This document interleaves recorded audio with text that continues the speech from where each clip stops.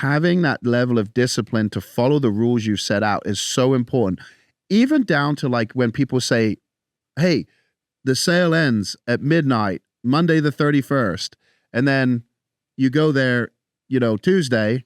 Oh, it's accidentally. And it's the sale's still on. You now question everything, right? Welcome, everybody, to another episode of Paid to Create. I'm your host, AJ Roberts, and alongside me, as always, is the beautiful Sarah Jenkins. Awesome. Today, we're going to be diving into a topic. We're going to be talking about cults, and specifically, like for you as a listener, there's a lot to learn from building a cult, right?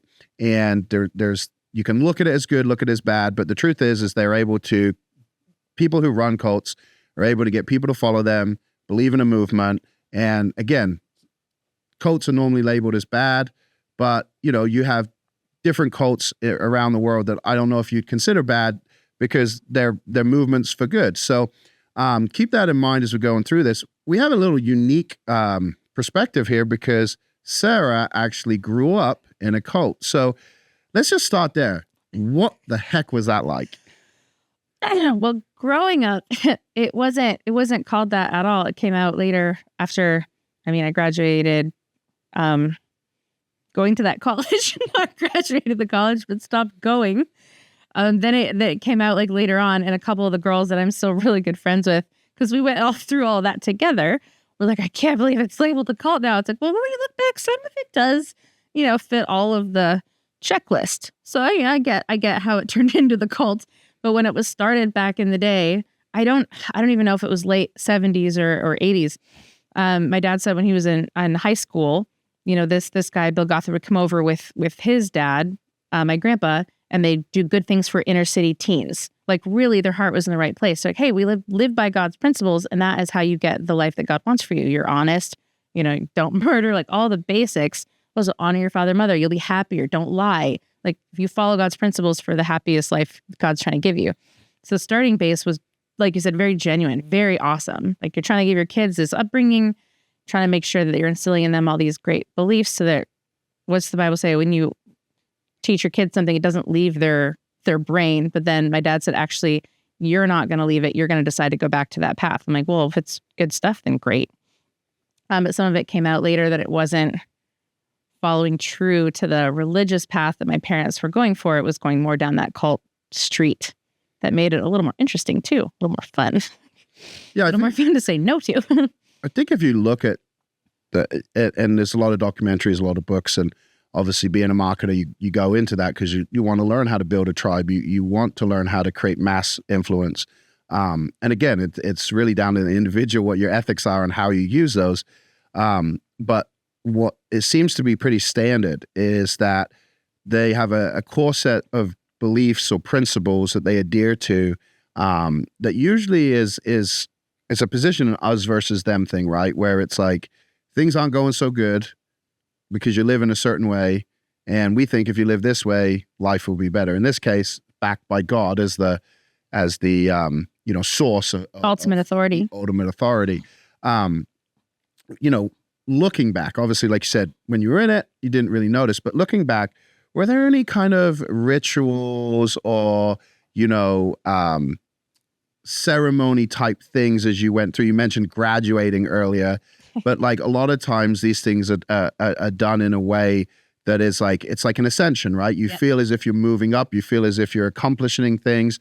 And it's kind of a show to everybody else that like, hey, if you follow these paths too, you can ascend in essentially power and authority. That seems to be normal. So was that kind of stuff that you saw? It was a lot more heavily male driven. That power and authority belongs to the man over the woman, and then she's in charge of the children, like the hierarchy. And I don't follow that umbrella of authority rules at all. But the standard of it, getting up and doing your devotions, getting up at 6 a.m. and going to the Bible study first, like all those things were good things. So you didn't really see them sort of the manipulative way that it came around to getting you to do whatever they said to do, which was, some of it was weird, not overly weird, like fun or cults. But I see it gave me a good perspective on the different ways that people market.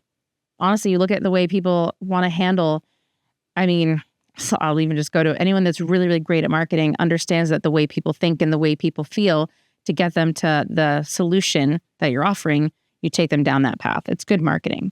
So if you're running a cult, you're very good at the human behavior and the marketing part of what you're selling. And for this, it's the kingdom of God. It's the higher blessings of the Lord. So people obviously want to follow that. But then it gets a little weird. Like if your skirt's above this high, you're getting kitchen duty and early bedtime. I'm like, man, every time. You can't have shirts, higher than right here. I'm obviously violating it right now with 3 middle fingers. You mean lower? I know. It's, well. Higher they'll be happy with. Yeah, just cover your face. You're if good. you could just do turtlenecks all day, that would be best. Yeah. But those rules, I think, were just the school being overbearing on the little tiny bullshit that they told you is condescending and sinful. I'm like, no, it's not. That's not the way the Bible is at all. It's actually living by God's grace. And that part wasn't part of the equation at all. So now that it's called that cult thing, it makes sense to me the way that they managed the school that I was attending for a while and the school that I stopped attending when we mutually agreed I shouldn't go anymore. Also wasn't allowed. Yeah. Well, we'll get back to your internal compass because that is an interesting conversation. But just rewinding to, you mentioned doing the things daily. Can you walk us through like what that day would look like? Because what's very important here with people listening is when you're trying to look at these principles and how maybe they apply to business. One of the things you mentioned was kind of like you do your daily devotions and you continued on. But what's really important is like when you can get your audience to follow a set of, daily activities. Like every time they do that, they're reminded of the cause. In this instance, it was the ultimate prize. It was the glory of God, kingdom of heaven, like this amazing life you'd be blessed with, right? So that's a big prize. But you have to do these things daily. But you see this like with, if you want to work out, like there's daily habits you have to do. If there's daily rituals in terms of prepping your food, eating correctly. So like these things play in everyday life success. It's not just, what's labeled as a cult that this works, but walk us through what a day would look like. Because I think it's important to people to see that because a lot of businesses don't think about when they get a customer or client, they don't really think about how do they integrate with their entire life, right? It's like, oh, here's a product and then what you do with it is what you do with it. But if you really want to have an impact and have influence, like that, like integration with their daily life is very key and very important. And we see it with social media, right? If you watch the documentary on Netflix, Social Dilemma, you'll see how aggressive they've been to keep us on the social platforms all day, every day. But anyway, walk us through what a day in the life would look like normally. Well, a day in the life of me not falling out of bed and my roommate waking me up so we're not late for chapel. Wearing the outfit I'll probably get in trouble for anyway because the skirt's this much higher than it should be, or I don't know, something's wrong with something I'm wearing. Maybe my mascara was too thick. I'm not sure. My nail polish color was off. I'm always in trouble. But when I go down to chapel at 6 a.m., then 7 a.m. you're done chapel, you've started your day appropriately. You've started your day with focusing on the Lord. You're starting your day with thinking of God first. You're thinking, when the Bible says take into captivity every thought, it means you're choosing first thing to think about what God wants for the day. Great. I don't have a problem with that. That's awesome. I do have a problem with all of the little nuances of getting in trouble every time you wake up, even if you are actually trying to obey the rules, which I did most of the time. Actually try to obey all the rules. I still got in trouble constantly, so I lost my drive to follow all the rules. And the fact that they'd had it like, this is what you do, those are good things. Dressing appropriately is a good thing, especially for the Bible verses they're teaching that men and women need to dress, whatever. I think starting off your day with Bible and your devotions is absolutely great. Awesome. But if you don't, now you're failing. Now you're criticized. But if you take those principles and put them towards your company, you say, hey, start your day, how you're going to start it, take some time to think about the creativity of your business, where you're going to grow it, how you're going to get more clients. Those are the same things. This one's just based on religion. And honestly, the word of the Bible says somewhere in Old Testament, and then they said Old Testament's not valid, but then we're going to follow all these rules over here, but some of them. I'm like, what in the world? You're just pulling stuff out of nowhere for us to follow. And if we don't, you're failing. So you can make up a rule just because? It doesn't make sense to me. So after 6 a.m. when you're done your chapel, then you go to breakfast. Then you go do your studies. Is it always the same food? Oh, it's very similar. It's the kitchen duty I was on kitchen duty often. So the eggs, breakfast, potatoes, maybe, grits and eggs, but it's very healthy base and very cheap and easy to follow, and everyone is fine with it. It's the food of the buffet or the school. Just like every school you go to, the buffet is going to be the same 5 meals. From there, you do your studies. If you are in the lobby of the hotel that the school was in, if one of the gentlemen even looked at me and said, "How was your day? The dean of men is coming over and he's in trouble." I'm not in trouble. I'm just the girl. But they're in trouble immediately. So I was never encouraged to go down to the lobby, even though you have to go to the lobby to hit all your classes, chapel, and food. Interesting. I avoided it a lot, though. It's easier. And then the whole multi-gender thing was the weirdest part. It wasn't just they're trying to keep men and women away from each other until marriage. That whole way that you have to court through the father's permission. If it's a girl, there's women that were 30 plus there trying to find a husband that believes the same as them. And the guy would have to call the dad and see them on the side for 12 weeks. Like there's a whole bunch of weird rules that don't come from the Bible. They don't come from anything that's going to actually benefit you, I guess, in heaven later. We live by grace. Every Christian is, in the Bible, saved by the grace of God. So when you don't go to chapel wearing the right skirt, you're not failing. Your religion isn't failing. The same thing with business. If you don't get up and spend 30 minutes doing the creative to grow your company or find a new list building skill, you're not failing your business. You may not get ahead as much as you can, but business, there's a financial reward immediately if you do it right. How much do you think the rules that they put in place were, they sound kind of traditionalist, right? They like old beliefs in terms of roles of men and women, that kind of thing. How much of that do you think was just that versus how much was a control thing to create guilt and shame to make you feel like, because I think you're more vulnerable, you're more likely to follow when you feel like you're not a good human, right? When you're made to feel as if you're worthless, you're not a good human, you can't ever do anything right, nothing you do is good enough, and then there's all these punishments, essentially. What you're saying, like as a boy, a natural instinct is to talk to a beautiful woman, and then you're being chastised for it, and it's not the right thing. So now you have all these weird emotions because what is natural is being told is not natural, right? How much do you think was a control thing versus just these are our beliefs, and we're trying to train you to follow the beliefs? So in the beginning, the starting point, my grandpa kept on being the Baptist pastor in Windsor, Canada, and Bill Gothard went down to Chicago and did a lot more good for the inner city youth, but then grew it. And the people that he put in charge of it in the different areas that he grew the religion part, they made up all these new rules. And I think as Bill got a little older, some of those rules made sense to him, but most of it's the control. Most of it is you're forgetting that you live by grace. You want to be encouraged to do the right thing. If you're choosing an outfit that's not appropriate, shouldn't you know what that is for you? Shouldn't you be able to say, I'm making a mistake, and you're either doing it on purpose or not? When someone says, you've made a mistake, you're like, what are you talking about? Like, it's very much control aspect, but it's based on punishment and fear. We know that sells more than anything, right? If you're selling something based on reward, that's the other reason to buy something is based on the reward. So if you're living by grace, you should feel like you want to do those right things that the Bible says and not be punished into making you do them. It's weird. It's a different style. Yeah. I like what you said about, you mentioned if getting up and, spending those 30 minutes or whatever on the focus that you need to grow your business. And if you didn't necessarily fail your business, you just might not get ahead. It might be longer. It might be that. I think that a lot of people, what they need to understand as we're going through this is kind of like we mentioned rituals, right? The daily rituals, the daily habits. Like, again, these can be positive. They don't have to be a negative. And then like rules, right? Like if you're teaching something, there's normally going to be rules. And a lot of times you have to understand who your audience is.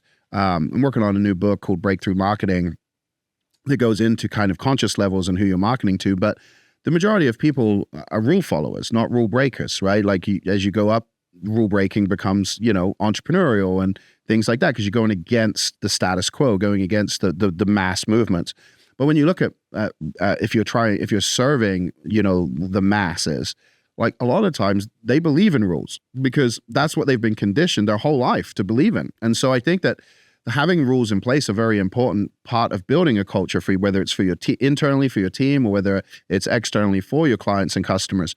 And I think how you respond and react to the way they do those is very important. And you'll see leaders who do punish or chastise, right? Like, and I've been at conferences where they made people do push-ups and like all this stuff in front of everybody because they screwed up or they did something like that. You do 3.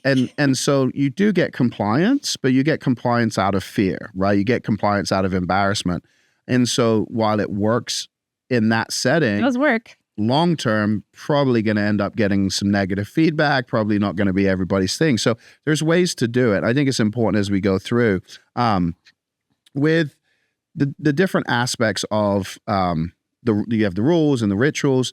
When it comes to the leadership, right? Obviously, it's interesting because in this case, God was the ultimate prize. But was there a hierarchy where, like, the people who found it, like, was there? How did they keep compliance, like with the order? Like, how was that done in order to constantly position themselves? Because I'm guessing at this, but I'm going to assume their role suggested they were closer to God. And this is why, like, they're further along in the journey, they're closer to God, therefore they're the model, they're the people we should aspire to be like and satisfy and make happy. So how was the leadership structure, and how was the I guess, power balance maintained? Well, it was mostly geared towards the young teens, right? And the kids growing up, to make sure they've set the right way growing up. And a lot of it was great. But when it went too far, is I know that when you're having problems with your kid, to send them off to one of these training camps that puts them in a room with a Bible and a pillow, and that's all you get. And you have to see your counselor or pastor, who I think took the pastor thing way too far. Like, to make this kid sit in a room with a pillow and a Bible to get them straight is like, oh man, that's causing so much more damage. That's not how we live by grace at all. So that's where they've taken it. Like, they're going to look to these pastors or these people that are put in charge. Here's the leader for this team. Here's the leader in this team. So then you send your kid to those leaders, and it's like, man, it was just so much stricter than you thought it was. So essentially, if there was non-compliance, there was a punishment, and the punishment was isolation. They didn't phrase it like this, but this is how it seems as if you felt at the time. We got a lot of kitchen duty and a lot of early curfews. Yeah. A lot of time. Well, so you have to sign out and ask the dean of women if you can leave the campus. But I'm from there, it's Michigan. So I'm like, I'm out. Like, my family's house is 45 minutes down the street. I might need to go home. My sister can pick me up. And they're like, okay, you can leave. So I left all the time. But if nobody else can leave, the permission from the dean of women, I'm like, we're adults. And you're raising your kids. Like, a lot of them have never stepped outside of their little very small farm with their parents, who's raised them this very, very strict way. Even the Mennonite, even stricter than we were raised, they send comfortable kids there because you can't leave the building without talking to dean of women, and they weren't allowed. Their parents said no. Even if you're 20, the dean said no, your parents said no, you can't leave. Like, the reason I actually got kicked out was I was talking to a boy on the phone who I thought was very cute. Never met him. But they said, you can't do that because your dad didn't say yes. I said, what are you talking about? I'm 18. I had a boyfriend when I showed up, and you didn't have a problem with it. I said, yeah, but your dad said you could have that boyfriend. I was like, but he doesn't get a say now. I'm an adult. And they're like, yeah, he does. You're dishonoring your father, mother, 10 Commandment 5. I was like, I disagree with that. I would never dishonor my father. Even in the comments, like, when I talk about anything my parents have done, if it was negative to me in the moment, I still value the lessons it taught me. I still value the way that they were trying to raise me in the right way and love me the best they can. So it's not a negative, but it is to everybody else. So it sounds like because of your family's relationship and because of proximity, you actually had a slightly different experience than the other girls. And so like, normally people fall in line because they just get tired of being punished, but you kind of had this alternate view because you were leaving and doing things that weren't necessarily normal. So that's kind of like, most people, like, they end up in staying in cults and being a part of cults because there's a sense of belonging. There's a sense of, these are my people. Like, we're all misfits. We're all broken. We all have the same thing.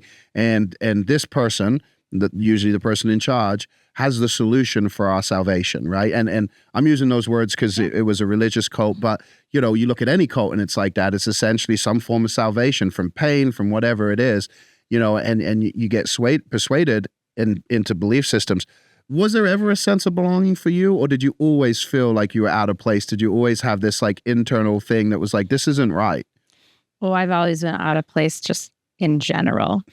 A family of 9 kids, I'm the one that didn't really respond well to certain rules that were in place in the house that everybody agreed with, and I didn't follow them, and I was in trouble often, which I should have been in trouble often. If I was disrespecting the rules in the house, that's what should happen. But I was comfortable and used to that part of it. So actually, when I went to the school and people were in this Bill Gothard, like, way of thinking, the dad's the authority, the mom's in charge of the kids, and you're the kid and you have to obey your parents or you're going to go to hell for sure. they were raised stricter than I was, and it was started in my dad's home. So I thought it was pretty funny. They made me room with a second generation IBL peer. And I was like, oh yeah, because I don't have any rules. That's so weird. I watched some TV and I wore pants. So obviously I have no idea about these rules. And it was just funny once someone realized when like Bill came to our school, he's like, hi, Sarah. They're like, oh no, like Mr. Gothard's coming. And I was like, Bill's coming? Cool. Like, I know him. He knows my grandparents. He knows my family. He's super great in all his ways of starting the cult based on, the principles of God, living a happier, best life that God wants to give you was fantastic. It's all the other leaders that got in charge of it. They made the drilled down little stupid rules about the color of your shoelaces. It didn't matter. It's just the control thing. But I thought it was funny. They put me with experienced IBL peers because I'd watched TV. I'd worn pants. So I didn't fit in and didn't know all the rules. I knew most of the rules. Just thought they were all stupid. Well, I think when you have a different relationship with a leader, and you see them in a different light, there's a different level of thought process, and rightly or wrongly, it's a little bit of a sense of superiority over the other students, right? And rightfully so. Like if everybody is enamored by someone, like such and such is coming on, and it's like it's someone and you've been around, you're like, what's the big deal? So there's not the same effect, right? Is what I'm getting at. And it sounds as if like that gave you this underlying thought process when some of these things were happening. We're like, wait a minute, like, why are we doing this? Because like for you, there was a different level of understanding. There was a different level of experience. One of the things though, obviously cults do really, really well is rewarding people that do follow them, right? It's kind of like if you want attention, you do good stuff, not bad stuff, right? Because if we give the negative the attention, then more people will be negative. But if we essentially, and this is something businesses can do and do well with like a award system or prizes, it's like people hit certain benchmark and whatever it is you're working with them on, and they're rewarded for it, whether it's publicly or whatever. It's like showcasing the success as an example to the other people of hey, if you follow my teachings, like you can have this success too, right? So what was the system for? It was the opposite. That's the opposite. So now you can say, okay, someone that went to chapel every day, got the best on their homework, got the best devotions, did the 300-page or 300-word verse synopsis you do every week, was awesome. So they get no kitchen duty. They get to, go to the park with their best friend like every week, whatever. If there's reward systems for doing the best, that's awesome. But then it was always the punishment for not doing good enough. It was the opposite. So you're doing bad, you're out, you're kicked out. I even got kicked out, mutually. And I show back up and there's a slit in my skirt that I owned from working in this high-end boutique that I loved. It's this brown leather skirt. It's fantastic and beautiful because my parents had me go back to the school to do the basic seminar, which is the basics, do your scripture, love God, grace, all the good things. And like, we just want to give you back that perspective. I was like, awesome. And the pastor that I didn't like called me and he's like, we need to have a talk. I was like, first of all, you can't bring me in your office without the dean of women. But secondly, what? And he's like, well, you have to follow uniform when you're in the school because, even if you're schooling from home, you have to follow the uniform. And I was like, not doing that. He's like, what do you mean? I was like, I'm not doing the school from home. I just stopped. He goes, oh, well, and I guess we have no jurisdiction over what you wear. I was like, exactly. Thank you. I'll see you later. And I was like, why are you so pertinent on demanding that I wear the right skirt when I'm already kicked out and coming back to learn the basic seminar? I'd be like, hey, welcome back. I hope this encourages you to follow the rules again and come back to school. No, it was, can we get you in trouble again? I'm like, no, you can't. I'm out. It sounds like from the beginning you kind of rebelled. I followed all the rules of the school, and then they thought I wasn't all the time, and I was. Like, I had to wear pants under my skirt when I'm playing volleyball in the ballroom because I have scars on my knees from falling and diving for the ball. But my dean of women's like, you're trying to disobey the rules. You have jeans under your skirt. I was like, they're the only pants I own. I don't have any money. I've never bought anything not jeans, hand me down from my sister. Like everyone else had leggings because their parents would buy them for them. And I didn't ask my parents for that. I thought that was a ridiculous waste of money. I've got jeans. You have to wear pants under your skirt. No problem. But then I get early bedtime again. I'm like, why? I'm following the rules. Jeans are even more modest than the leggings most of the time. It was weird. It was very tricky to try to fit in, try to do the right thing, be motivated to try to just do my best and graduate, and then just keep failing. I'm over it. Kick me out. So this happens a lot where you get like a group of people who don't want to follow the rules, right? And they kind of they kind of grow and they end up getting removed or removing themselves because they don't agree and they don't want to follow the rules. So like, did you create this little rebellious group, or were you the odd one out, or like how was the dynamic? Actually played poker and didn't invite me. Not that I'm going to tell on them, but because I didn't disobey the rules. Some people with alcohol in their bedrooms. I didn't know about. The pastor goes, there's alcohol in the school, and I was like, what? He goes, I think you're lying if you don't tell me where it is. I'm like, I don't know what you're talking about. I've never drank. I don't want alcohol. That sounds terrible. Why would they bring it in here? There's a bar down the street. Holy crap. It's just the weirdest thing that they had rules against. They got mad at me for. I'm like, I didn't do anything. I didn't do it. Like, I had one girl that I came home from a trip. I was working with my parents at the Amway meetings, did really well, had a great time. And then my older brother and I went to a pool table bar to just hang out and play some pool. And then he dropped me back off at school. And I had such a good time. I got back. I said, I'm doing really well. I had a great weekend. My parents were lovely. I've got a little paycheck from that job so I can get lunch and stuff with the girls. And this one girl went and told on me to the dean of men's wife or something. And they said, Sarah's bragging about going to bars with men. And I was like, they called me to the office. I was like, what are you talking about? I went and played pool with my brother, which is no one's business. But I'm talking about it at lunch. They're like, well, you should keep your private life quiet when you're here. I'm like, not a chance. There's no chance of somebody that you think is doing better out in the real world when they take a vacation with their family, and you think I've done something wrong, which I didn't do, that I'm going to shut up about it. Absolutely not. That's a double standard that I definitely fall into a couple times. Sometimes on purpose, sometimes on accident, but mostly on accident. So I didn't care to disobey the rules. I'm like, I'm at school to do the job and get home. Now, you're from a big family, right? How many brothers and sisters? You have 9? I have 6 brothers, 2 sisters, 9 total. I'm third of 9. So with that, were all your siblings in the same school, or was it just you? How did this, because like here's where my thought process is with this question, is you clearly had a different perspective, and the fear and the control and everything they were trying to put on you constantly failed, right? And we could go into why, and but if your whole, like if you have all those brothers and sisters and they're all in the school and they're all following the rules and they're all doing the example, it's kind of odd that you were rebelling. But it seems as if potentially you had a lot of examples of a different life in your own family, which made you question what the heck was going on at this school. Because again, you weren't fully indoctrinated. It wasn't like, it seems like you had a whole different perspective consistently to give you these other ideas of what is right and what's wrong. Because usually as a kid, when you're told what's right or wrong, you eventually bend. If you go and sit in a room on your own with a Bible long enough and on a pillow, eventually you're going to just break and you're just going to follow the rules. But I've been a couple times. Everyone went to their beds for someone didn't cop to putting the milk in the fridge, and Dad's like, someone's got to confess, and they get a spanking for leaving the milk out, and we all sitting on our beds. I'm like, you know what? Fine, it was me. It probably wasn't, but I'm like, we're going to get spanked anyway. Might as well be me this time. Some of us took one for the team so we can all get off our beds. Michael took one for the team a couple times. Josh did. We all have an example where we decided to just take the heat for something we didn't do. We're like, who cares? But the thing we were raised in was Amway. And so Amway's like, if you get people that buy these products that are, more organic and more healthy, that will improve their life, and they get paid back for the vitamins and stuff like that, it's a reward system. Now you can raise higher in the ranks of Amway, get a little more recognition, get a little more clients, get a little more income. That was a totally opposite system than the school I went to. Not my home life. My home life was, my mom raised us very independently. Watch the kids. We'll be home later. We're like, great. Clean the house, do lunch. Fine. Homeschool. Awesome. But seeing the differences between the punishments don't matter. If you go, okay, if you don't do Amway, you don't make any sales, you'll never be a diamond, you'll never make more money, we're going to kick you out. You'd be like, okay, who cares?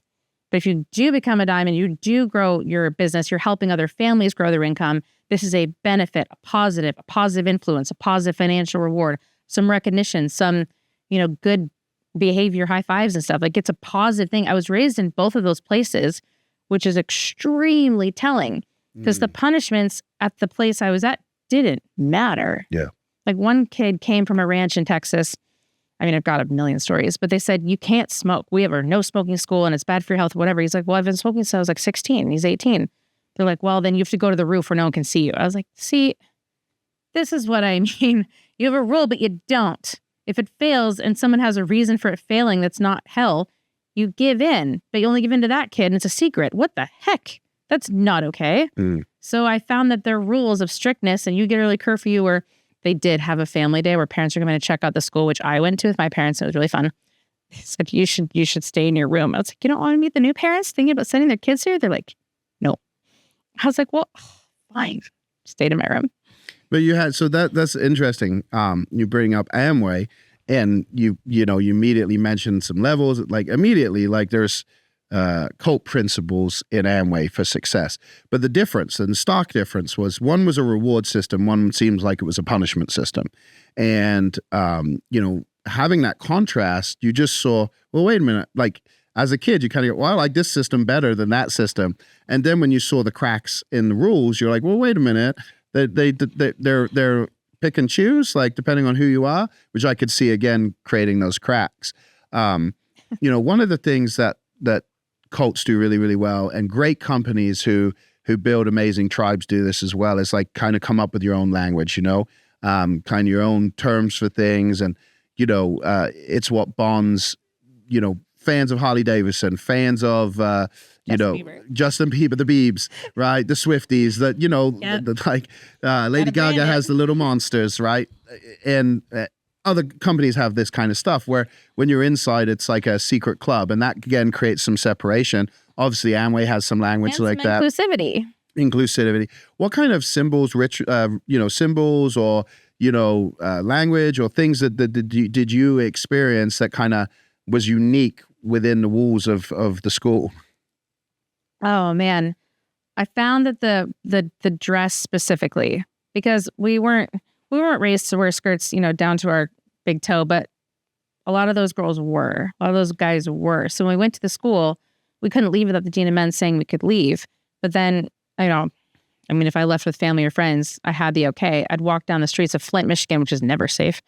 And people would ask me, are you from that cult? And I was like, no, clearly wearing all of the uniform that the cult says. But to me, I wasn't shocked when I went to the mall and saw women in pants. But the people from the school were. Like, they go to the mall and be like, oh my word, it's almost lending them to temptation. You didn't let them experience or see normal behavior that they're going to go out into the world and now have to deal with. You've sheltered them too much. They can't handle leaving the campus. It's like these kids haven't left the farm and now they're in Flint, Michigan, of all places, to not be experiencing the world. You leave the building, you're going to see some stuff. You see drug dealing in the front of the school. Super interesting. But it didn't help. It didn't help them. Now they have to find their wife and they have to lead their family or whatever they're going to do. And you've chained them down to this one way of thinking. And it's like, I'm not asking you to expand your views to a billion other things, but there's a normal range of, women in pants aren't sending you to hell. Like that's too far. Well, it's interesting because I think that's like, so one of the things, and again, it's can be used good, but like one of the things most businesses or cults will do is to create separation, right? It's like we're normal, they're not normal, or we have the way, they don't have the way. And even in regular churches, like when you especially for new people when they join, the message is immediately like, don't hang out with those sinners anymore. Like your entire life should be centered around the church because you want this certain outcome and it's temptation. And I agree. Like if you're a drug addict and you go to rehab, sure, the last thing you do is go start hanging out with the same friends as you did before. You have to change your environment. You have to change your circle of influence. You have to do these things. And it sounds like, for some of these kids, and again, I think you had a different worldview. So your experience was different because you immediately like had a reference point to go against, right? It's like, well, wait a minute, this goes on over here. It's not like, why is this here? For those kids that were raised differently with that, where that's what's acceptable and they've never seen anything else, when they see the short skirt, it's immediately a shock factor and oh my gosh, that person is a heathen, that person. So there's an immediate right. It's putting a motivation on that person for wearing a pair of pants that's supposed to choose to make you stumble. That's not even fair to give your emotions on what you perceive they've done to harm you. It's very weird. It's creating a very funky, you're a bad guy type of situation, which is not true. I had a girlfriend in high school. She said her and her mom were fighting and she like yelled at her and then she felt bad. So she came down and apologized. And I was like, oh my word, I would never yell at my parents. They would murder me for sure. But I just never thought, I was like, she must be a really bad Christian to yell at her mom. Like that's so disrespectful, not honoring your father and mother. And I was like, uh-oh, I see her parents, I saw her with her mom, and it was a really good, solid, tight relationship. I was like, oh, shoot, I thought bad of her originally when she told me she had a failure. I was like, how crappy of me. But it's a great way to control people, right? When we go out in public and they think everybody is like temptation and dangerous. Nothing wrong with wanting your wife to wear a skirt because it's less revealing and you like, your wife to be yours and your family. Like, there's nothing wrong with that. But when you look at someone else wearing a pair of pants as they're going to hell because they're trying to make other men fall because of their ass, that doesn't exist. That's not true. It's creating a very negative view in your own head of everyone else. Where is your grace? Where is your non-judgmental side that you have to live in the world with? I think, unfortunately, that's spilled over into mainstream now. How many kids you see playing outside? Hardly any. Why? Because some creeper's going to come pick them up. In fact, there's less of that crime now than before because these creepers are online. They're not driving around in candy vans anymore trying to pick kids up. They're grooming online. Online's where you got to worry about where are all the kids. They're indoors online. They're not outside, right? So these things spill over. But again, it's a mind control thing. And going back to trying to extract some business lessons here without it sounding like negative. Like you do want certain thought processes, right? Like if you're a successful person and someone is coming to you and saying, how do I be successful too? And you say you got to get up at 5 a.m. That's not true, but it's true for you. So, when you pass certain things on, oftentimes it's passed on around like what it took you to be successful, So you've got different camps. You've got the hard work, 18, 20 hours a day, sleep as little as possible. When you get older, you enjoy all of this. And then you got the other side, which is, more about success with at least amount of effort and allowing it to flow and, having balance in all areas. And neither side's right or wrong. It's just what's right for the individual. But as a business owner, if you're in a field or in an industry where it lends itself to giving people these rules or these things to follow, you want a reward system if they do it because they're more likely to be successful. You want rules for them to follow because without rules, they're just going to make it up and there's a higher chance of failure if there's no blueprint, right? What is that? A goal without a plan is a dream.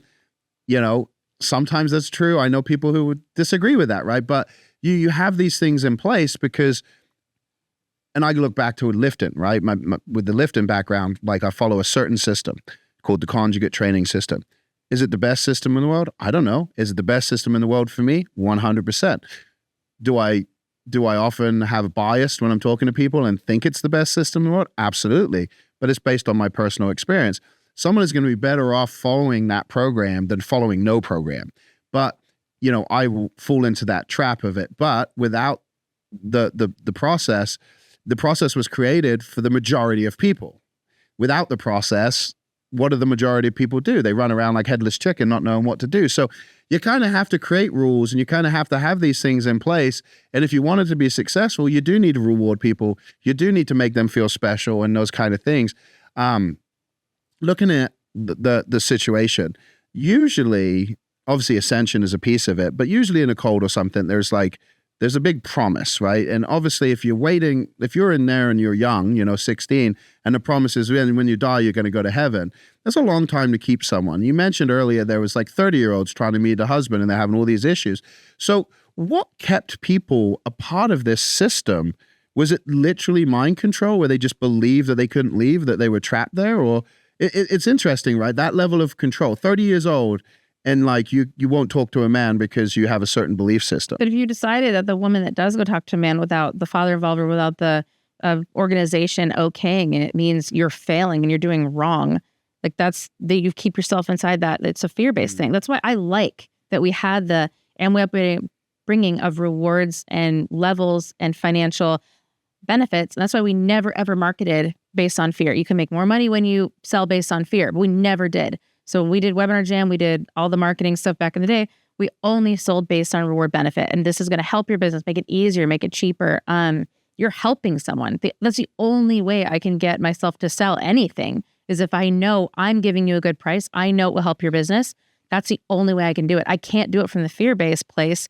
I don't believe in that, but also didn't help me. So I'm looking at the Amway thing from my parents was this huge, really fun place to be a part of. And then they got to make some money and have cool products that were quality and they could be proud of it. But in that, school I was at, everything was a failure, and you're the failure and you're doing wrong. You need more punishments and earlier curfews. And I'm like, that's not working for me. So I don't like, and even at home, when my mom raised us very independently, my dad's at work, my mom's going to go to the bank or store or whatever she needed to go do. She's like, hey, get up by 10, have your rooms clean. So there's rules. We're not, sleeping until noon. Probably wise. 10 a.m. was the cutoff, not 7 a.m. We would have failed. So we're very tired. But she said, when you're done your homeschool, then great, you get to go play. So like, she built us with rewards. If the kitchen's clean, you get to go to bed or, watch Monday Night Football or whatever. But if she comes home at 2 a.m. and the kitchen's messy, you're getting out of bed to clean it because you didn't follow the rule. There is a punishment, but we didn't clean the kitchen to not get the punishment. Clean the kitchen so we could watch Monday Night Football or do something fun. We finished our homeschool so we could run out and play in the neighborhood because we had all these, if you do this, then you get this. It's positive. It's a reward for your hard work. You get paid. You get to start a business. We're always raised with, that's why I didn't fit in probably to the cult thing with all of the super, super rules and you're going to hell because your heart is wrong when you disobey a rule. You're sinning. Some things are sins. Great. But not your skirt being this much too high you didn't choose it on purpose. You're not, I'm going to get away with this. No, that's a hard issue. But we didn't have that. We had mistakes. And now you're like, you early curfew and bedtime. I'm like, why? Why wouldn't you just say, hey, don't wear that again next time, do better? Okay, great. I get later bedtime? Nope. So get that. How old were you when you went into this? 17. So, okay, so this was almost a later education for you. So did they start younger with most people? Is that? Well, so most people that I was in the school with had a section for girls that taught them about no running in the hall, wear your high heels, put your skirt that low, whatever. They had a bunch of rules to teach you how to be a lady. Very strict, not my thing. Then they had a thing for boys, the alert for boys, like almost like a military training sort of like discipline, whatever. So teach the men to be men. Like a lot of it was started with the best things. And then they made it so rulesy and condescending and horrible if you didn't follow the littlest thing. It was like, man, I don't know how it worked, but they started kids young and I didn't start that. We started with the basic seminar that came from, my dad going to these basic seminars and having it being raised that way in his house, which was a positive that we got that too. We didn't mind going to basic seminars. Yeah. We wrote out how, 10 Commandments. We had this guy, Charlie Weisson, give us, he goes, if you learn the 10 Commandments, you memorize them, I'll give you $10 right now. We're like studying, and we all got $10 and I still know them now, like by heart, because we decided to memorize them based on our what we wanted the $10. Now we know the 10 Commandments by heart. That's amazing. What a great thing to do for your kid. Instead of saying, if you don't learn the 10 Commandments, you're going to bed early and you don't get to go out on Saturday. Oh, man, I'm going to learn them, but it's going to take longer. I'm going to hate it. Yeah. So for you, your worldview was different going in. And so it was clashing, like you actually were clashing. You didn't have an issue. And so all of a sudden you're in an environment that's basically telling, like when I say you didn't have an issue, I just mean you weren't at a point in your life where you were lost and you were 17, you were still young. So you weren't some drug addict on the street searching for salvation. You already had salvation by the sounds of it. God was already a part of your life. All of a sudden you're in an environment that's saying everything you've grown up on is wrong. So I could see how that worldview, and then for you, there was probably lack of trust towards the system because it's contradicting what you were raised on. Their rules, they don't even uphold for all the students. So I'm like, you don't get to decide. You're not God. So when you tell me my heart's in the wrong place because my skirt was 1 inch shorter than it should be, you're wrong. I did that on accident. Jeans under my skirt was offensive to you. Where is that in the rule book? It's not there, and I didn't choose that. That's all I owned. Yeah. I'm in trouble. I could definitely see why they mutually agreed with you that you weren't the right fit for the school. How were other people, like being in that environment and obviously like naturally going against the curve because of your worldviews and your upbringing? It would have been a big task for you to overcome all of that and fall in line, right? Basically. Did other people struggle there too, or was it one of those things where you were like, what is wrong with these people? Like, was everybody else super indoctrinated, super into it, and you just seemed like the rebel, or was it? There's a couple of me's in there, like a little more. We're gonna go ahead and go around the world rules. We're gonna have poker parties. We're gonna go out with the boys and not tell deans of women and stuff like that. And I didn't have a lot of respect for that because I'm like, look, you signed up to be here. Our dean of the school was a Navy SEAL, and he said, look, shape up or ship out. These are the rules. If you don't like it, there's the door. He's like, I have no problem with you leaving if you can't make it, but you're agreeing to these rules, you gotta obey them. So that's why I didn't bring in all the contraband that some of the other kids chose to do. Like I was walking through the lobby with a CD, and one of the other pastors was like, I need that CD, I'm confiscating it. I was like, it got approved. And then the dean of music got in trouble because it had a slight beat to it, and you're not allowed to have anything with a beat. Super Christian CD, but You can't dance, right? But they thought it was like an NSYNC CD, which it wasn't, because I brought those things to the school being like, no one's going to care. And then when I heard they cared so much, they're going to toss your room. I'm like, then I just put them at home. I'm like, it's not worth it. I'm not going to bring these here. I'm not going to get in trouble at school for disobeying the rules because they don't matter. It's fine. I can get to chapel on time. I can, especially my roommate wakes me up. I can get dinner done. I can do my kitchen duty. It's not a problem. I don't mind the rules. I mind the whole stigma around them when you make a mistake versus when you're failing. If you choose to disobey the rules, you're going to have some consequences. I don't mind those. So usually when someone leaves a cult, there's a lot of excommunication. And I've seen this done well in business where it's like, when you're in the group, everything, and as soon as you leave, it's like you're cut off from the group. Other members cut you off. And I've seen that in business, and rightly or wrong. I've also seen the other thing where when you leave, the leader keeps in contact with you and continues the relationship, and usually they end up coming back. What was your experience like? You mutually agreed that the school was no longer the right fit, but obviously you have friends there, you have like relationships, your parents, your grandfather's involved, the founding person of this community. So what was that transition like? How were you treated, and what was the experience? It was weird. They said if I don't apologize to the whole school for dishonoring my father and mother for talking to a boy on the phone, which I agree wasn't the right thing, but it doesn't mean kicking me out of school. Whatever. It was okay for me to be dating when I joined the school, but not now. It doesn't match, right? So they said take a few days, go home and think about it. My parents were trying to help me make the right decision, but I was like, I don't think I'm gonna. I think I'm done with the school. I went back to go get my stuff, and most of it was stolen. So I was like, in this school, really? Oh, come on, you guys. Missing half my teacups, like my grandma gave me. A bunch of my clothes were gone. I was like, man, they stole my stuff. And then I went back. One of the pastors who I had a good relationship with, the Navy SEAL, and his wife, she actually passed away. And I ended up going with one of the girls from the school to the funeral. And a bunch of the students came up to me, like they've graduated and stuff. And they're like, you're still here? You still care about us? I was like, well, we were friends. Like, of course. Like, I like the pastor. I like people at the school a lot. So I'm here. And they're like, well, you shouldn't be here because we all told the dean of the school that all those Cosmo magazines and teen people that we found were yours. I was like, why? They're like, because you weren't there. I'm like, you do what you got to do to survive. You became the scapegoat. I became the one that all the contraband was. I never brought any contraband to the school, but now all of it's mine. I'm like, okay, well, it is what it is.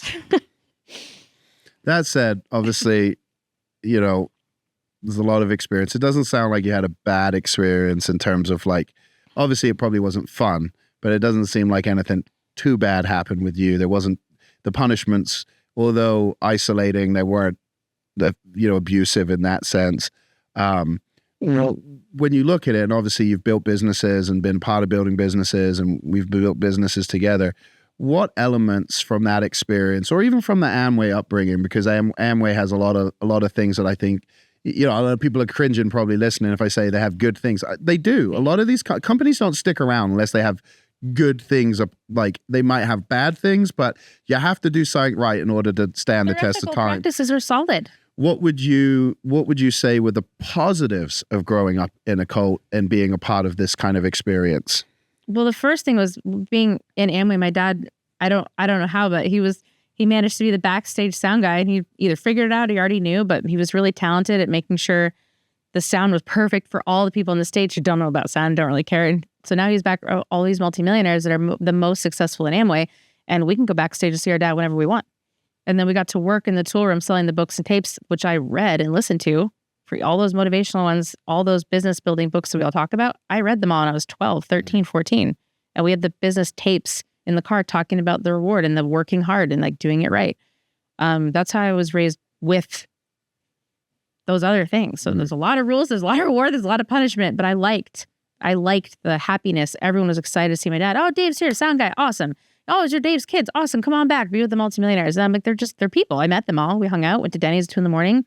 I'm holding my little brother. My mom and dad are talking business. I'm just sitting there like learning, like cool. I'm with multimillionaires, but at Denny's at 2 a.m. This is awesome. How special for me. And I get to learn all this stuff. And I get to see how powerful and rewarding they can be in their own lives.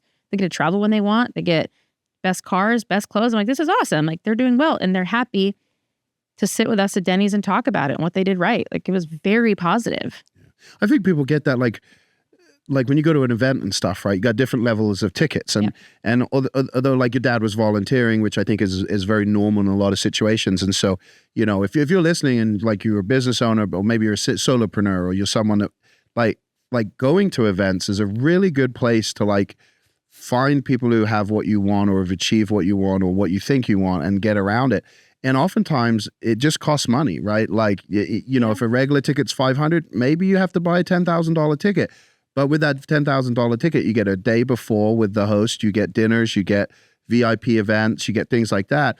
And that gives you that interaction. So that's something that you mentioned. I think, there's a lesson in that, just that. What else do you think from all the experiences like was positive? Because you don't seem to have too much of a obviously you disagreed, but it's not like this huge, painful, negative experience for you by the sounds of it. No, I decided you're punish me. I mean, I'll take it if I earned it, but it doesn't change me at all.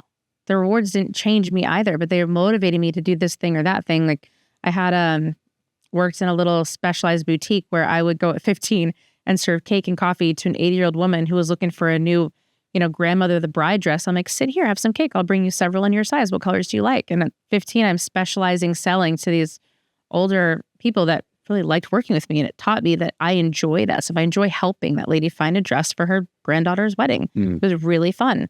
So the reward system was motivating that I know I could do it. I actually got hired after being an intern because I sold so well. And the woman that was the boss was teaching me about the sales, the hiring, the sales tax, the property tax, all of the liabilities, insurances, all of it. She decided to teach me about business because my mom got me the job there. When she asked me what I wanted to do, I wanted to own a business. Mom's like, okay, go learn. No, we've been learning our whole life. I think that the fact that people get driven down by the negative of you get kicked out or you're a failure, like, I don't understand any of that. Why? Don't let it get to you. Well, a lot of people, especially in a religious setting, they're more likely to run away from hell than they are to run towards heaven, right? It's if you tell someone like trying to think like with my kid when she's climbing, like if I'm scared, like, and I have fear that she's going to fall and hurt herself because I understand that, like the height she's at and the danger that's there. I don't try to paint a positive picture for her. I try to paint a negative picture, thinking that it might get her to come down. Oftentimes it doesn't work. She just knows it's my fear and she's like, whatever. But if I'm like, come on down, we get ice cream if you come down, like she's not going to change her perception, right? So oftentimes I think negative is used for reasons like that. But I do think that, at the same time, there is a way to do it from a place of love and that. And especially, from my understanding and my beliefs, like God is a loving God. He's not a God who's punishing. He's not a God. It's like, I don't buy into that. But a lot of people do. And I think that that's kind of the thing you have to play into. And I think really like there's different styles and as a leader, you have to kind of pick and choose what they are. But if you want to be in business for a long time, like it is probably better to figure out how to operate from a place of love and abundance than it is from fear and hate, right? And negative, because I think short-term motivation oftentimes is motivated by fear. But it's kind of like that whole saying, sell them what they want, give them what they need. So maybe you have to use some of that in the front end to get them in, because that's what's going to get them to action. But like long term, you have to be at a pivot mindset and get them to stay for reasons beyond the fear. Because if someone's operating from fear, shame, or guilt, like they're always in a state of scarcity. And when they're in a state of scarcity, you can never operate at your best self. And cults obviously want people in that state because they want to be able to control them. And I think that like the problem with when you're a business and you do that is eventually it breaks. Eventually it breaks. People leave, you're exposed. And, you just have to look at all the documentaries and all the things out there. The outcome at the end is never good, right? And I mean, some of these guys even will get exposed and then they go to a new place and start it all over again. So it's not like humans don't fall for this stuff. It's not like this stuff's not going to work. It's just a case of what do you want to build your business on? And if you want a business that's going to go beyond you want to build a legacy that's able to be passed down or sold, it's probably not a good way to operate in this negative space. So I think that's important. There's inconsistencies. If you say, hey, it's gambling's a problem. If you go gambling, there goes your family's money, your kids' school money, all the things like you're going to ruin your family by becoming a gambling addict. They're correct. That's a fear thing. But then you see your best friend buddy go and win $2,000 on the football game. You're like, he's all right. He didn't blow his phone. Maybe I'll try it. It's that temptation leading you down the path of the gambling addict. So the fear didn't stop you because you saw the inconsistency. When you've based it on the reward, you understand if it's the religion, it's that God forgave you for the worst sin you could ever do. It's the grace that you're living with is so much more natural and fulfilling to want to do the right thing than want to do the right thing and be like, he'll forgive me. That's not, because you'll fall down that gambling path. You're going to go do the wrong thing over and over and over again. Now you're so far from the grace aspect, you've lost view. You said something earlier and you said it again there, consistency in the rules. And there was a lack of consistency that made you immediately start to question things even more. I think as a business owner, if you are going to put in core values or you're going to put in community guidelines, whatever it is, you have to be willing to live and die by those. And what I mean is if someone doesn't fit, you can't bend it for people. And I think that's what you saw and what you're getting. Like the lack of the inconsistencies create exposure and create problems, right? So if you are going to say, if you don't like, I have a friend who gamified his coaching program. And cool. if you fail to do the task, like, and these people sign up for this, it's not like they're unaware and suddenly, but it's a daily thing. Yeah. They have to do stuff daily. And if you fail to do the stuff daily, you get locked out and you have to then complete it to get allowed back in. If you do that 3 times, you're removed from the program, no refunds, right? And it has created an immense completion rate of his course, right? Because people want the accountability. That's part of the process.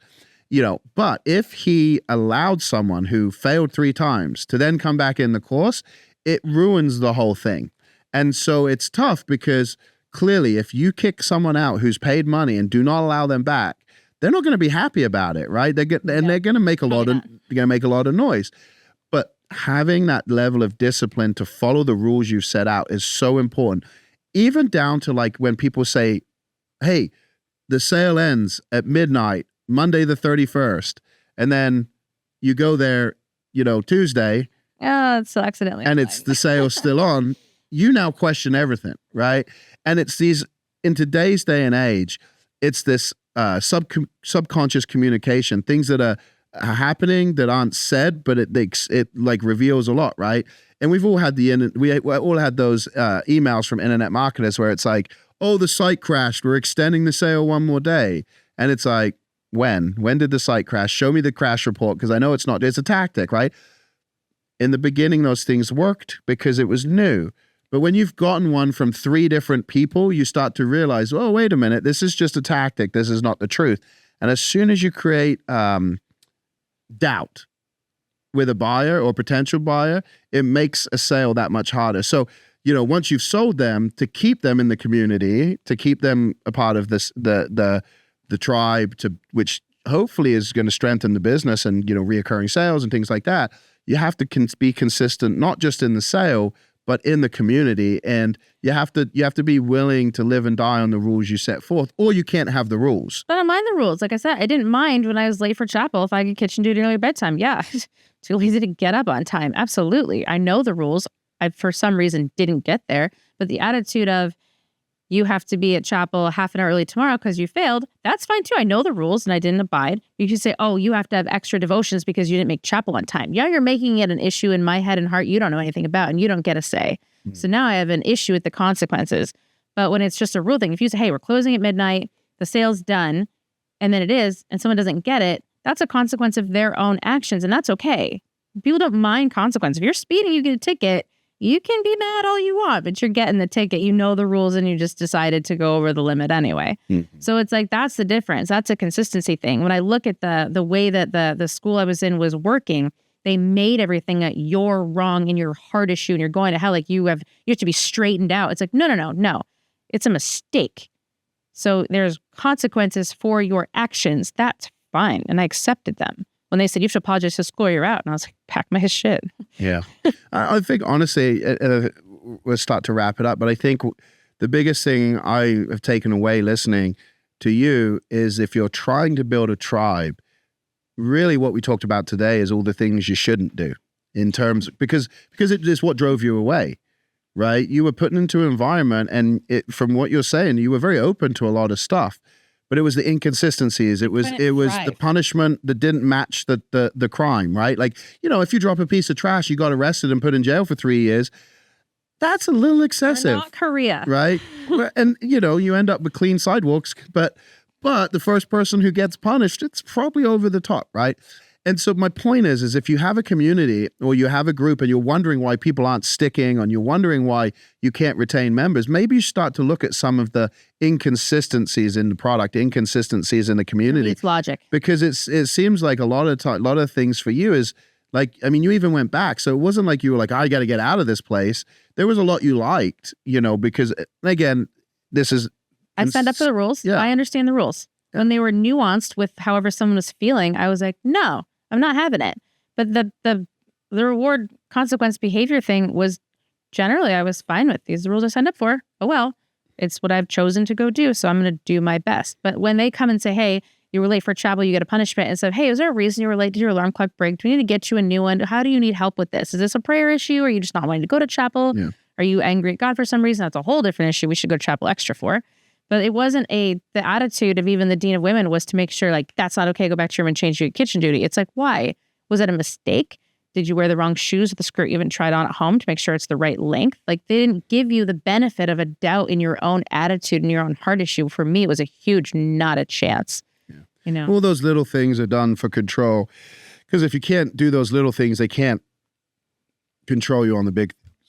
Well, they didn't do that either. So, Not successfully. but obviously reasons why your worldview going in was completely different. If you had been indoctrinated in that thought process from childhood, always had to have your ankles covered, you would have been so self-conscious, you would have never allowed your ankles to show. Because you weren't raised that way, like you put your dress on and maybe it's a little shorter because you've grown. And you're like, all right, whatever. Because like your mind's not in a this is a horrible thing, I'm going to go to hell because I'm enticing men. And they're going to want to attack me or whatever. So, but again, it like you look at how other cultures indoctrinate their people into following rules that in the West we don't necessarily agree with, and it's from childhood, right? Like you don't have a lot of people who are converting to terrorist organizations in their 40s. Right, they're usually they're usually a part of it. Something crazy has to happen for that. But like most of the time, these people are raised in these situations. It's the same with racism and things like that. Nobody's choosing at 20 to suddenly be racist. Like, I haven't been racist my whole life, but I think that's the way I want to go. Like normally, it's an indoctrination. They're grown up that way. Those beliefs are imprinted on them, and so they don't have the other side. And when the other side is presented to them, many people have converted, have given that up because they see the lack of logic in their thinking. Well, we had some of it that I agreed with. Like my mom and dad's like, no spaghetti straps, no matter what. And I was like, well, that's weird, but okay. I feel like it was modest enough. And I snuck one in one time when I was a senior in high school. But I was like, now that I'm a parent too, I get it. Like, oh, you want some modesty rules. And even my mom said with makeup, she's like, you're allowed to wear makeup as much as you want. But if I can tell you have it on before high school, you're taking it off. I was like, oh, okay. So we can put it on, but if it's not overbearing and overwhelming, trying to make a statement. Like Dad said, no dark nail polish. I was like, why? Because it looks like you're trying to be a goth. We don't believe in fear and death. You're going to be saved and go to heaven. But we do believe it looks like you're trying to act rebellious and gothy, so I don't like it. And I was like, you don't like it? Okay. If we cut our hair too short, my dad didn't like it. It wasn't a Bible thing. It wasn't you're sinning by cutting your hair. You can. But he's like, oh, I wish it was longer. I was like, well, I got it now. And I like it too. Yeah, that was the big mistake. If your dad's principle is we don't believe in fear and death, and then you go to a school that everything is fear and death. I was like, wait I could see the difficulty. Not successful here. Right. No, we live by grace. We made mistakes, and a lot of times, if my parents talked to us, there was a consequence for your actions. You're getting up at 2 to clean the kitchen, or my dad would sit down with us and be like, "Listen, we're going to pray about it. We're going to talk about it. Where is this coming from?" Like they're curious on what we're doing wrong. Is it an actual issue they have to talk to us about? Or is it just a mistake, or we didn't think clearly what we were doing at the time because we're kids? Yeah. Don't steal the golf carts. Man, should have known. Stealing is wrong. You're right. That's bad. Look how that turned out. Is there anything else, like for a business owner listening, when you're looking at cults and cult principles, is there anything else you think or things you wanted to share today that we haven't touched on? I think it's been extraordinarily negative when it was my school upbringing was very negative in that regard. And it gave me that vision of when it came out later, the whole, Happy Shiny People documentary and the Duggars and all the stuff that followed the rules that I actually don't agree with that made sense to me that now it's been labeled a cult, whatever. But when it started, the principles were great and it was to help others, to help you have the most successful, best life. So the same thing with the Amway thing and the way that we help people run businesses. When somebody asked us on our podcast last season, how do you determine the price point of your course? It's like, well, you understand your value per hour, what you're giving to that client. If they do follow the course, but go to the event, get motivated. If they learn something that will bring $10,000 into their business, that $10,000 ticket was worth buying. It was worth being there because now you're going to make that $10,000 over and over and over again by something you've learned. Yeah. I think, and just to finish that thought, it's the value of transformation, and when you understand,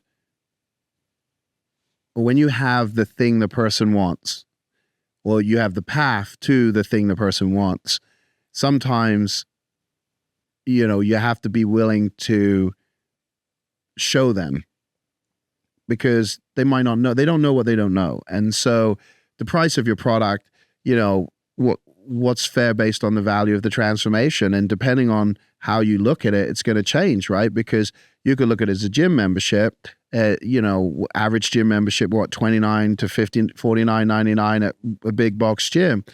But let's just say that someone who gets a gym membership and then starts working out, loses 100 pounds, gains a ton of confidence, meets the love of their life, has 3 children, like they're an amazing dad. Their children grow up, they have grandchildren. Ask them what they would have paid for that life. Then the $49.99 a month is pennies. Steal. Right? And so that's why get a gym membership. Well, but that's why you have gyms that are $150,000 a year. And the environment, maybe they have a better structured way to get you there. Maybe they have more help beyond just the workout, right? Nutrition, recovery, like life, like mental, all the different stuff, the holistic approach. So it's very important to understand a lot of these things, especially like cult building principles. The reason you do want to look at that as a business owner is because what you're trying to do, hopefully with your products, is you're trying to change someone's life. And that goes even for like... That's the difference. Yeah. The one pastor downstairs who's running the school that works from home or the church in the building was always after you to show you that his kids are best or you're going to get in trouble if he catches you doing something wrong. And I was like, I don't even like you. You're obviously doing things wrong we don't know about and we'll never know about and I don't want to know about. He was like, came off as like slimy, controlling, manipulative kiss ass to Bill Gothard when he walked in the door. And then, Papa Shoemaker, who called himself Papa Shoe instead of the dean of the school, was like, hey, you know the rules. Where are you at? What's wrong with you? Come on, get up. Go to chapel. You know the rules. Come on. You get kitchen duty now. Now you get kitchen duty. Get up for chapel tomorrow. Like he had a different, he's not trying to control you. He's like trying to keep you accountable. This person is trying to be a dick to you and control you and show that he's better. You can tell though, now when you go to a business meeting, if you're looking at a seminar, you can know that those people on stage are either trying to tell you what to do that's going to benefit them financially. When you start to feel the person out, where they're coming from. So I say it's logic and motivation and reward versus fear. But when you do go and talk about the fear, if it's for your benefit, it's still good. Go to the gym, eat less bread. All those things are good rules. If you eat the bread, well, then no wonder your scale didn't drop. Yeah. Bread's delicious. But that's how I got to know, that helped me the most in business is human behavior. When I go meet someone in the room, if it's a seminar of 50 people, we've been in many and spoken, we go meet all the people that we just talked in front of and told them how to run somewhat of a decent business. When somebody's asking us questions, you can feel if they're trying to take something from you, if they're trying to manipulate you or get you to give them something, or you can tell when someone's genuinely thankful that you talked, has questions for you, or trying to better themselves, and you now want to help them. It's a different dynamic. And so being raised the way that I was raised taught me so much about human behavior and that you understand where that person's probably coming from without judging them. You're like, oh, that's not for me. They probably are in a different mind state than I want to be a part of. Yeah. Yeah, I think it's good to look at stuff. And I think if you're an ethical person, you can figure out how to use it for good. It's why I like to study everything that I can when it comes to certain things. I like both. But I like both sides of perspective. I don't want just to follow one bias. I want to hear the other side. And sometimes it's just to solidify my idea, they're wrong. But I want to hear your opinions because I want to understand why I'm wrong. And interestingly enough, typically what I find is we're actually closer to the middle than people realize. We just have a different way of applying the knowledge.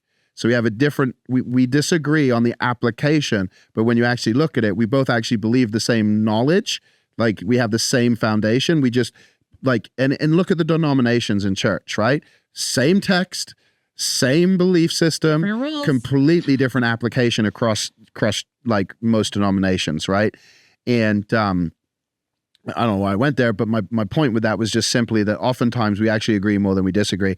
I think if you have an ethical compass, you can learn all about these, cult principles, and you'll figure out how to use them in your business, because there's power to it. There's a reason it works. And like you said, it comes back to human behavior. Every time. Yeah. All right, everyone. I think that's it for this episode of Paid to Create. Make sure you like, subscribe, whatever channel you're on, YouTube, Spotify, iTunes. We'll see you next time. Thanks, everyone.